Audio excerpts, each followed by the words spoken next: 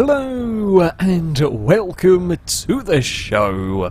Today we're going to take a look at the Goodwood Festival of Speed rally stage, a part of the event that I thoroughly enjoy. It might even be one of my favourite bits, to have a wander around these amazing cars and watch them blast through the Forest Rally stage. It's also a bit that perhaps gets a little bit less coverage than the main stuff. There is a huge amount going on, of course, at the festival. So yeah, I spent a day pretty much wandering around looking at all the awesome rally cars.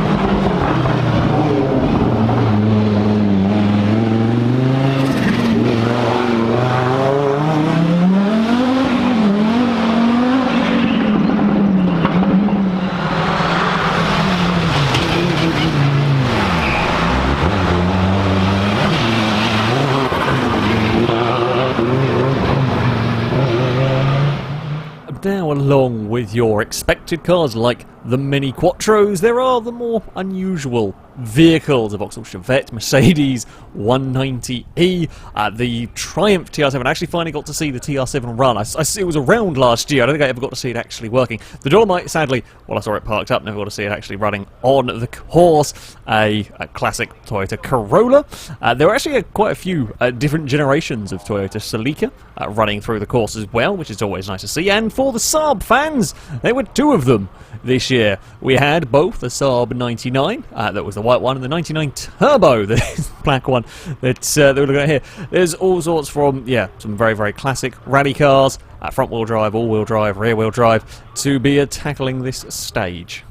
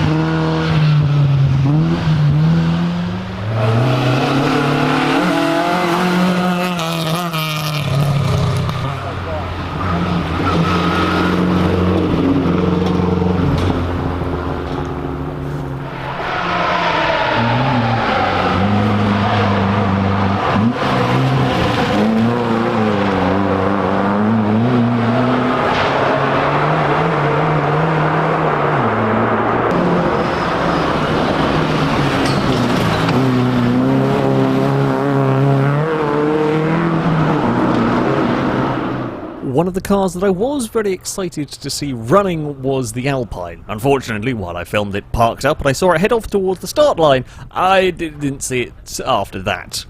Sometimes things go wrong with rally cars, as you can imagine, and you don't quite necessarily always get to see everything actually tackling the stage. We've got some more slightly obscure British cars. There was even a Sunbeam Tiger taking on the rally stage.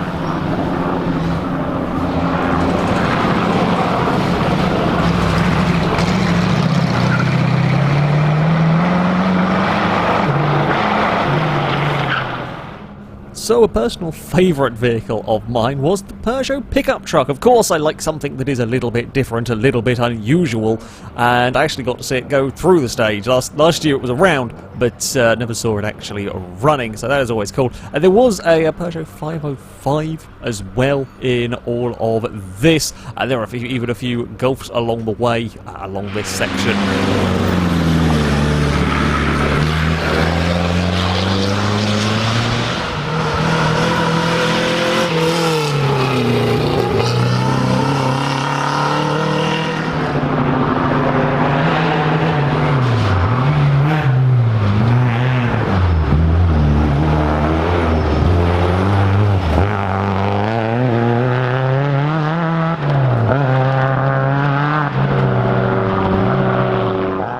If you are a fan of the classic Ford Escort, which, let's face it, most people are, there were plenty of those around as well. Not quite as many as last year. Last year was a big celebration of the Escorts, but there were still plenty of Mark 1s and Mark 2s being driven rather sideways.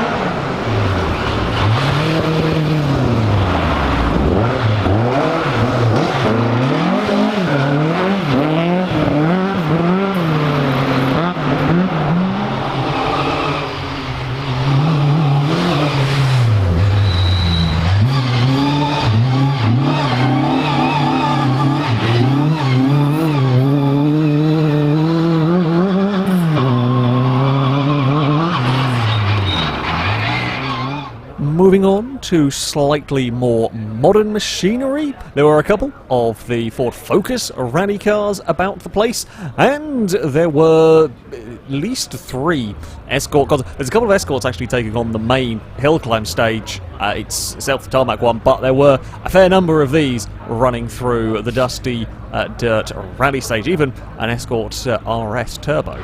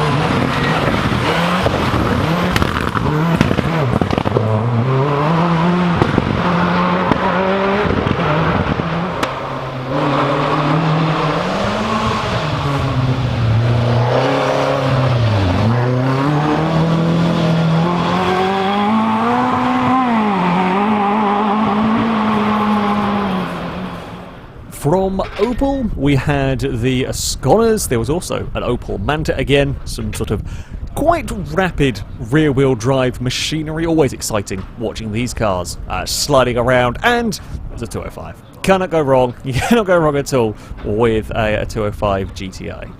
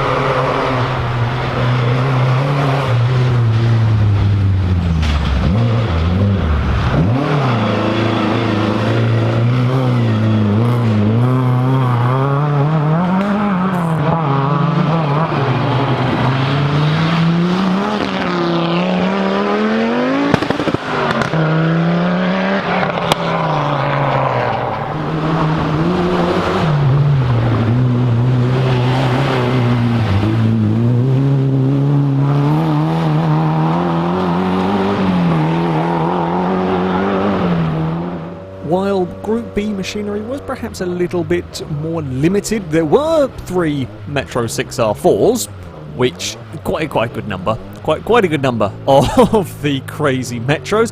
There was a couple of 911s running through the course. Yes, that's a Lada. The Lada was also quite going for it the times that I did see it. Another classic Celica, and there was even a Nissan, the 240. I'd never seen this vehicle in person. Sad thing, I don't recognise it from Top Drives, but it was nice to see some different vehicles around here.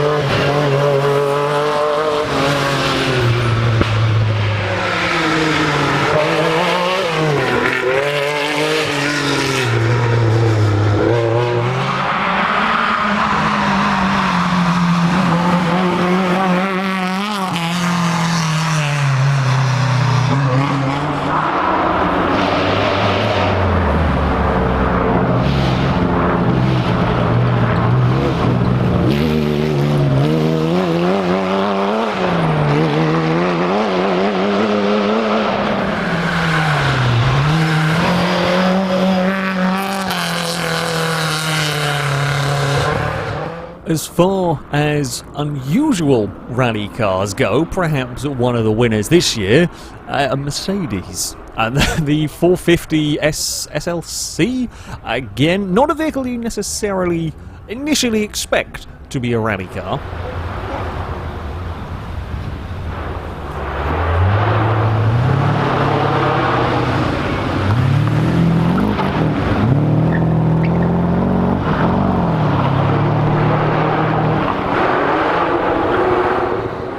Jaguar also had 2 of their F-Type rally vehicles that, again, much like these are not your traditional go-to expected rally cars, and they weren't perhaps or the times I saw them, they weren't being completely ragged around the course. They're being used more for demo purposes and whatnot, but yeah, quite a unusual sight and sound to see tackling a rally stage. I'm also surprised by how much Jaguar there is still in the, interior bit. It's not quite as crazily stripped out as you might have, I'd say, as I was expecting it to be. There's, some additions and whatnot, but there we go.